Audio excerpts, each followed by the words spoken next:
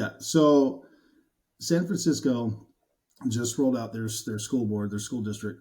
They're not going to count absences. That's not going to count against you to graduate.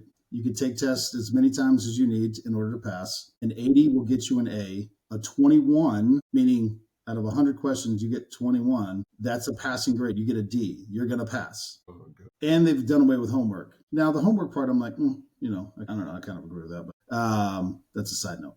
But it's like you are not preparing people for their actual real world.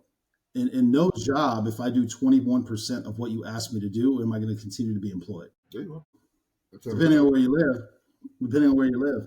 And so you're setting up the next generation to, one, not be educated. I also saw another story. I need to dig into it, but a young woman got into college and is suing her high school because she didn't realize she was illiterate. She doesn't know how to read. And she passed high school and got into college. And she doesn't know how to read. How the fuck does that happen? So this coddling behavior is fucking asinine. And it's under the guise of, we're trying to help these, it's typically low income minority school districts. Well, they can't control how often they come to school. They might have outside influences. They're trying their best. And, we shouldn't look at the behavior of the student. They're coddling in a way that's like, no, you're keeping them down.